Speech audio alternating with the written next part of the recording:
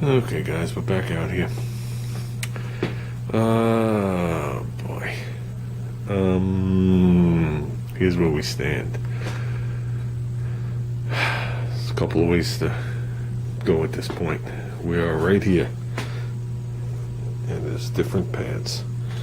I'm not going to tell you two of the paths I'm not pursuing right now that have nothing to do with me even being in the garage, but all the other ones involve using what I have.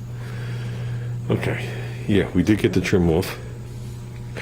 Okay, the trim did clean up. This one has a ding, very small. I could probably work that out and repolish it, not a problem. On a scale of 1 to 10, these are a 10 plus for driver, without a doubt. So it'll fit right in with the rest of the car in reality, with the rest of the chrome and whatever it is. They're definitely presentable, without a doubt. They shined up really nice. Okay, except for the ding. The other one's sitting up there. Maybe you see the reflection right there. So yeah, did they come off easy? Yes. Okay. Now pay attention to where the seam is, right above the B-pillar. Okay, we're back. That's the front of the car. There's the windshield.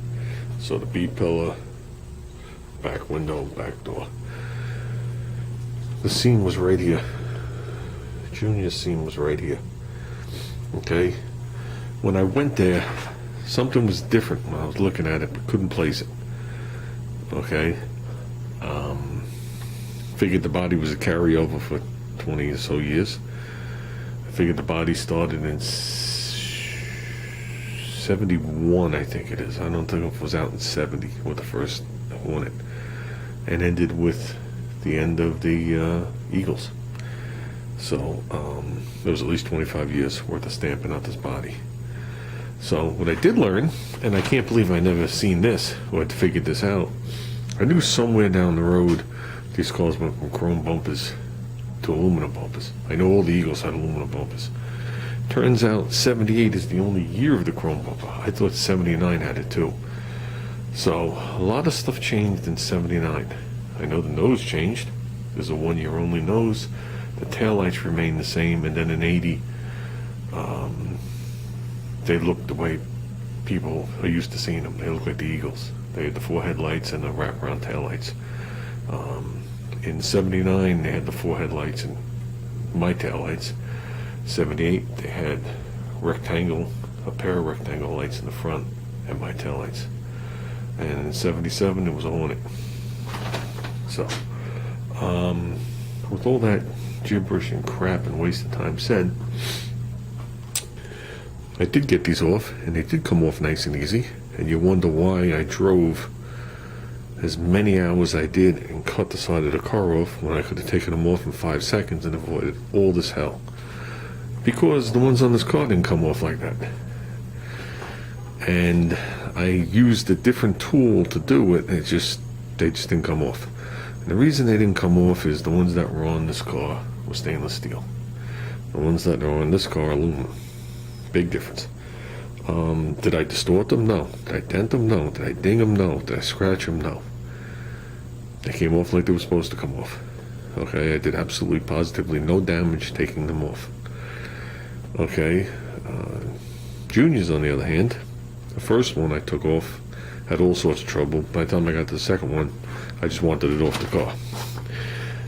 Okay, here's the difference. The strip rail is different. Here's where the fun never ends. Never ends. Now, if you notice, I got measurements here. See all the numbers? Which my hand was writing like that. Numbers mean absolutely nothing to you guys. That's actually millimeters. So here it's 999 millimeters. Or 9.99. This is 10 millimeters here. Some spots it gets a little narrower, a little wider. Can't pick it up by eye on this car. Okay. My car, on the other hand, measured in millimeters. You notice I haven't wrote anything with magic markers. I got 12 millimeters. 12 millimeters. 1193, which is 12, 12, 12, 12. My drip rail's taller. Not only is my drip rail taller, but it's shorter to the car, so they use the same amount of material. So basically what they did was they lengthened the channel, which I thought was deep enough. They lengthened the channel, and the distance they lengthened it is how much taller they made it. Now, drip rail is pretty complicated stuff. There's an overhang in the bottom. It's the roof meeting the door opening metal. There's a lot going on. There's a reason why it's there. It's not just to keep your hands from getting wet. It's to hold the car together. It was the easy way of doing it. Modern day car, a lot of them have that rubber strip here, and they join this all up there and they spot weld it together. Okay. You can see that it comes down, has a belly down, goes flat, and then joins there. Okay, and if you look at it, you can see the spot welds right in the center, and you wonder, well, why there's spot welds there. The spot welds there because the roof comes down, does a 90, and they get spot welded on. And they fill the whole thing with seam sealer, and nobody cares. You expect to see seam sealer up there. That's pretty much it in a nutshell.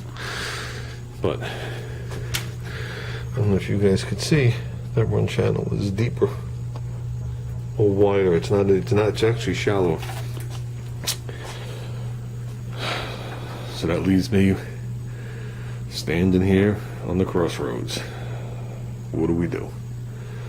Do we alter this to fit those drip rails?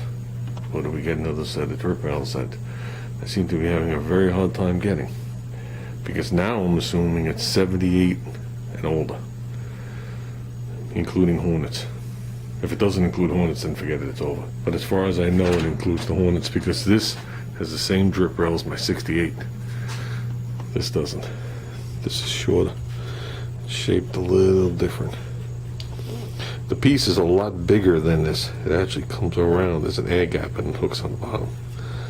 But you can't stretch it onto that. So we're back to plan A that I never discussed with anybody. That's why, Kenny, when you saw the video, you said, oh, that was easier than you expected. No. This was plan B, what you saw. Plan A, I was hoping wasn't coming to effect, but it might. So, with that said, guys, as soon as I know, you'll know. Okay, guys, this right here, 1228, is a rough average of that drip rail. I just want to show you guys what we're talking about. Talking about 2 millimeters. The 2 millimeters will prevent that from going on. The bottom seems to be the same. The relief around, I will double check that. I was able to hold the molding where the open end is up against there to make sure that the bump on the bottom will hook here like it's supposed to. And instead of the molding being perfectly flat like the original, it humps up in the center then comes down. That's the difference.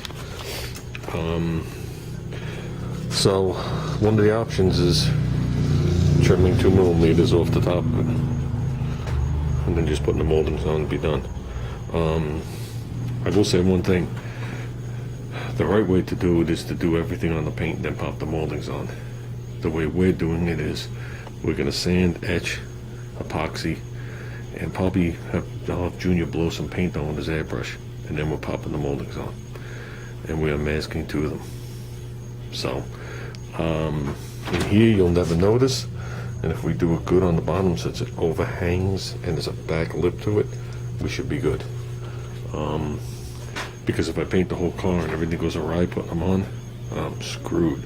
Especially with there's going to be 3 different colors in this area. There's going to be red, there's going to be white, and there's going to be blue. So it's going to be a real pain in the balls to touch up. And from what I'm thinking is from this line in, that'll all be one color. Okay, then from here out will be the tricolor, or probably since we're going to put the molding on, all this will be the one color, whatever color we pick. The tricolor will go down into the run channel. So there's other ways of doing this, but I don't think, other than getting the original ones from somebody that are undented and trying to put them on and leaving this as plan B, which I'm still working on. But one guy lost half the set, And the other guy, I'm not sure what's happened with him. They're still on the car, so that means they might come off mangled. So, I guess that's about it. I think this video is long enough. It's nothing productive, just a day to use my brain so I could think about this a little bit. So, that's it, guys. Another project that's going to drag out way too long. And this is bondoed for some reason. My car's not bondoed. You can see where the tabs bent over and they spot welded. So, it's bondoed here and here, but there's no rot in the crack. It's like they filled it and they repainted.